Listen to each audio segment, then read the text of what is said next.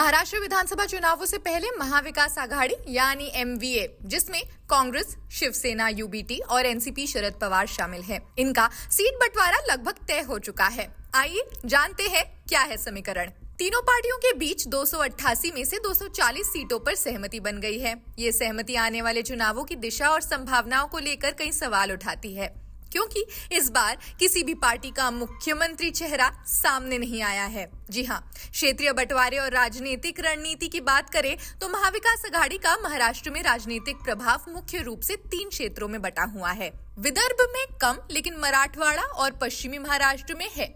तो इन क्षेत्रों में से सीटों का बंटवारा बहुत सावधानी से किया जा रहा है। ये चुनावी समीकरण पर सीधा असर डालते हैं। विदर्भ, इस क्षेत्र में कांग्रेस का परंपरागत मजबूत आधार है, लेकिन कुल 62 विधानसभा सीटों में कांग्रेस ने पिछले चुनाव में अच्छा प्रदर्शन किया। लोकसभा चुनावों के बाद कांग्रेस इन सीटों पर सबसे ज्यादा दावा कर रही है। विदर्भ में शिवसेना, यूबीटी और एनसीपी भी अपनी पैठ जमाने की कोशिश कर रही हैं, लेकिन कांग्रेस की पकड़ यहां मजबूत है। कांग्रेस की इस क्षेत्र में बढ़त को देखते हुए सीटों का बंटवारा उसके पक्ष में है, लेकिन शिवसेना और एनसीपी का जोर कुछ प्रमुख सीटों पर है, जैसे नागपुर और अमरावती। मराठवाड़ की बात करते हैं। शिवसेना यूबीटी का प्रभाव यहां पर देखा जा सकता है, खासकर औरंगाबाद, उस्मानाबाद और लातूर जैसे इलाकों में। हालांकि कांग्रेस एनसीपी यानी शरद पवार गुट यहां अपनी पकड़ बनाए रखना चाहती है।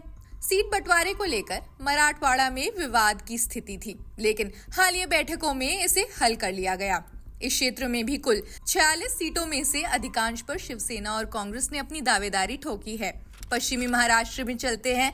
शरद पवार का गढ़ माना जाता है। यहाँ सीट बंटवारे की लड़ाई खास तौर पर एनसीपी और कांग्रेस के बीच ही है। एनसीपी के शरद पवार गुट का इस क्षेत्र में गहरा प्रभाव है, लेकिन कांग्रेस भी अपने लिए कुछ महत्वपूर्ण सीटें चाहती है।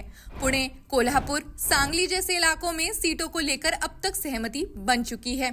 इसके अलावा एनसीपी के कई वरिष्ठ नेता जो हाल में अजीत पवार गुट के साथ गए थे, अब शरद पवार के गुट में वापस आना चाहते हैं।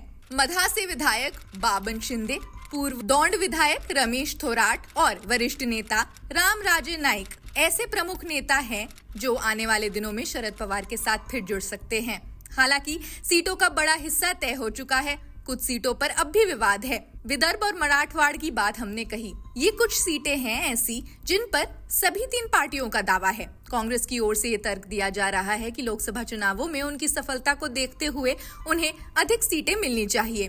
कांग्रेस ने 17 में से 13 सीटें जीती थी, जबकि एनसीपी शरद पवार ने 10 में से 8 और अब शिवसेना यूबीटी ने 21 में से 9 सीटों पर जीत दर्ज की थी। शिवसेना उद्धव गुट का मानना है कि पार्टी के प्रमुख उद्धव ठाकरे की भूमिका ने महाविकास आघाड़ी को मजबूती दी और इसलिए मुख्यमंत्री पद शिवसेना के पास जाना चाहिए। उधर कांग्रेस का कहना है कि जिस पार्टी के पास सबसे ज्यादा सीटें होंगी, मुख्यमंत्री उसी का बनेगा। ये विवाद भविष्य में इस गठबंधन के लिए चुनौती भी बन सकता है। एमवीए ने ये भी फैसला किया कि इस बार कोई सीएम चेहरा प्रोजेक्ट नहीं किया जाएगा। कांग्रेस का मानना है कि चुनाव के बाद सबसे ज्यादा सीटें जीतने वाली पार्टी का मुख्यमंत्री होना चाहिए। उद्धव की पत्नी रश्मि ठाकरे को सीएम के तौर पर पेश किया जा सकता है, लेकिन ये सिर्फ अटकलें हैं। इस पर कोई आधिकारिक बयान नहीं आया है। इसके अलावा रिपब्लिकन पार्टी के घड़े, लेफ्ट पार्टियां और समाजवादी पार्टी जैसी छोटी पार्टियों ने 40 से ज्यादा सीटों की मांग की है।